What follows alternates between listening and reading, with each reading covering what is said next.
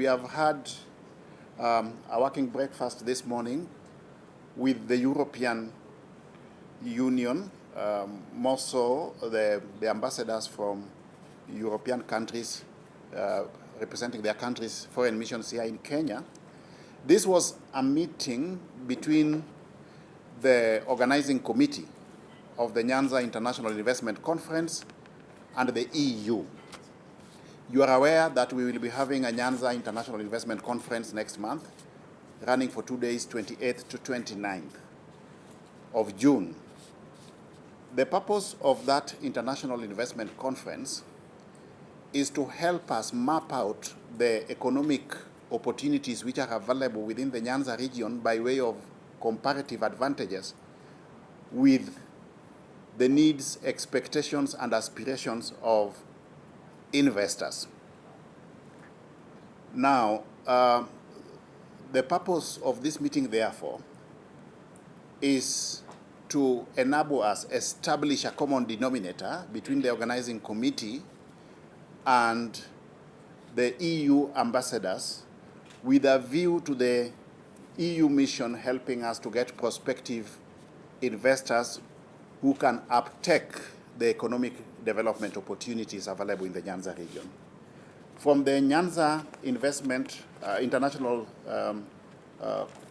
Investment Conference Organizing Committee, we are represented here. They are represented here by Mr. Jeff Olende, who is the chairman, Mr. Kennedy Ogeto, a lawyer, who is also a legal advisor to the presidency, Mr. Munari, an investment banker, Ambassador Grace Okara, Kenya's newly appointed ambassador to UN Habitat, Dr. Anyango Ochieng, who is the chair of the exhibitions committee, Dr. Vera Manduku, and Mr. Kennedy Mohonchi, who is a member of the organizing committee.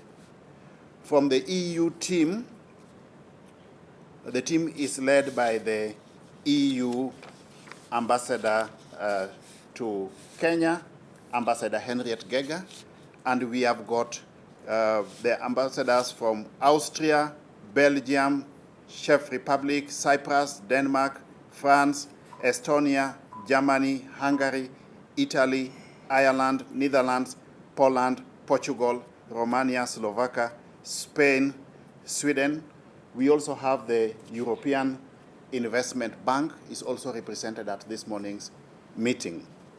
What we have managed to achieve by way of output is that the Nyanza International Investment Conference Organizing Committee has given an exposé to the EU mission on the objective of the conference, the investment opportunities available within the Nyanza region, which prospective investors from European countries can uptake. And we have agreed that the EU mission, we have appealed to them and they have agreed that they will help us, the investment committee, to bring prospective investors to the conference based on the opportunities available informed by comparative advantages of Nyanza. I'm here as one of the co-patrons of the Nyanza Professional Forum, which is organizing the investment conference. The other patron is CS Ezekiel Machogu. We are engaging and carrying along all the integral stakeholders. The media itself is an integral stakeholder in this process, and we look forward to working with the media in dissemination of information as we move on the home stretch of preparatory activities for the conference. The conference will officially be opened by His Excellency the President on the 28th. It will be held at the Siala Resort in Kisumu. The President himself will also be the keynote speaker at the conference. The ambassadors here, we have also made a request to them to take part in the conference as speakers or panelists, and the private sector will be involved over and above other integral stakeholders, the business community, the academia, and other integral stakeholder segments. We are targeting the blue economy, we are targeting agriculture, we are targeting health, we are targeting education. You know, Nyanza is the brain hub of Kenya as a country. Yeah, we are targeting mining, just to mention but a few. Yeah. So it is very focused, informed by economic comparative advantages of the Nyanza region. Yeah. What the planning committee has done so far is to identify the economic opportunities county by county available in each region, informed by comparative advantages.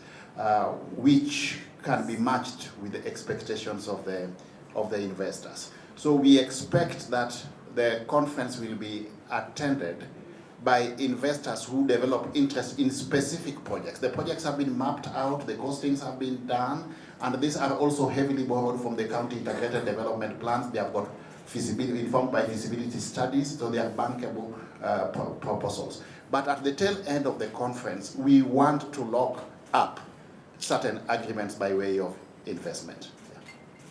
As you are aware, the county governments, or even the national government for that matter, cannot exclusively undertake development. The direction we are taking as a country is to exploit as much as possible the option of public-private partnerships. So if we can get foreign direct capital inflow by way of private sector investment to uptake the economies that we have within Nyanza, so be it. We will be ready and available as a government, as stakeholders from Nyanza to facilitate that.